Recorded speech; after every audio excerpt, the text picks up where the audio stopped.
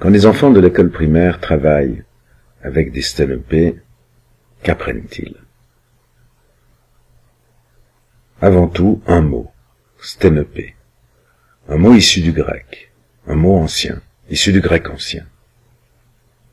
Un mot qui tire ses racines, comme d'autres, comme démocratie, de cette langue aujourd'hui disparue, mais qui reste l'une des deux racines de notre culture avec la racine judéo-chrétienne.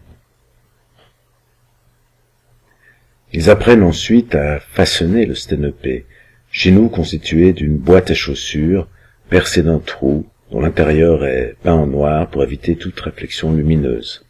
Il faut ensuite entrer dans une pièce sans lumière, avec une légère lumière rouge, pour fixer dans le fond de la boîte une feuille de papier photosensible. Photosensible. Et nous voilà entrés de plein pied dans le monde de la chimie et dans le monde de la science, avec l'effet sténopé, l'inversion de l'image, le fait qu'elle s'imprime sur cette feuille, le fait que plus tard, quand nous passerons dans le laboratoire, le labo, nous verrons apparaître progressivement une image. Est-ce de la magie? Est-ce de la science? Science et magie, serait-ce la même chose? Quelle différence les sépare? Quels points communs les unissent? Mais auparavant, il faut se procurer la boîte. Se procurer une boîte à chaussures, ça peut se faire facilement chez le chausseur. Encore faut-il parvenir à lui expliquer ce qu'on veut faire avec. Il n'est pas facile de transmettre toutes ces informations à un adulte, qui peut-être ne sait même pas ce qu'est un sténopé. Comment lui expliquer ce qu'on veut faire avec sa boîte à chaussures? Un appareil photo? Vous rigolez? Et nous sommes ici dans le français oral. L'oralité, souvent déficiente, mais une oralité contextualisée, avec un objectif, une lexicologie complexe et une explication à restituer.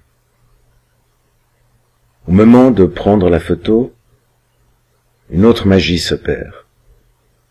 En effet, alors que nous sommes des grands consommateurs de clichés, que nous passons, certains d'entre nous, la plupart de nos vacances, à frénétiquement appuyer sur le déclencheur, à regarder à travers l'appareil réflexe, sans cependant imaginer la photo future ou penser à la cadrer.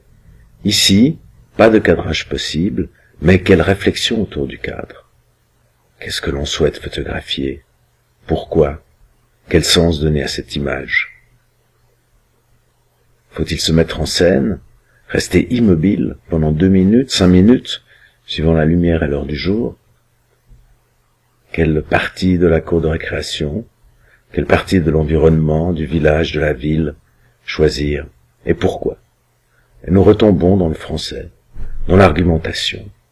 C'est peut-être l'occasion d'écrire quelques lignes, un texte argumentatif expliquant le pourquoi du comment. Les maths sont bien sûr présents à tout moment, avec le temps de pause qu'il faut calculer, mais la démarche scientifique également, car nous sommes ici dans un processus itératif.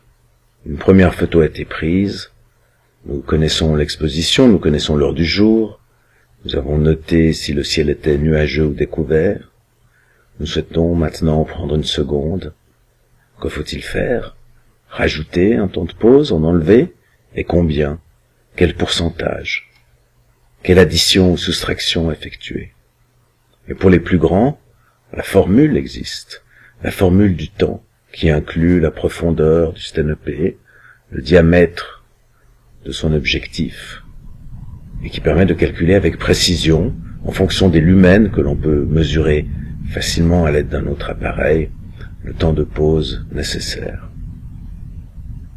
Mais plus que ça, il s'agit d'une démarche absolue, d'une démarche totale, d'un début et d'une fin. Dans notre monde où tout est segmenté, les disciplines que nous apprenons, les maths, le français, qui se rencontrent peu ou rarement, dans un monde où nous effectuons, pour ainsi dire jamais, une tâche dans sa globalité, nous voilà en train de construire l'appareil photo lui-même, de prendre la photo, de la développer, de l'inverser, de l'imprimer, de l'exposer. C'est une des occasions uniques dans notre vie, et dans celle des élèves, de parcourir comme cela l'ensemble de cette chaîne. Mais les plus beaux moments sont peut-être sur les compétences transversales, la négociation, la discussion, la magie du laboratoire, le silence qui s'y trouve, la nécessité d'être sage car il s'agit ici de suivre un protocole rigoureux, un protocole scientifique, et l'inclusion. Celui qui a un problème psychique, celui qui souffre socialement, celui qui a un déficit cognitif, tous sont sur pied d'égalité. Le dispositif est simple, on pose la boîte, on enlève un scotch, et personne n'est pénalisé. Personne n'est pénalisé, le cancre peut réussir une photo plus belle que le premier de classe, le bègue plus belle que celui qui parle tout le temps. Tout est inversé. Chacun peut retrouver une place. Et c'est cela, probablement, une des grandes magies du stand-up, cette magie de l'inclusion. On n'exclut pas, mais on inclut, comme le stand-up inclut l'extérieur dans l'intérieur.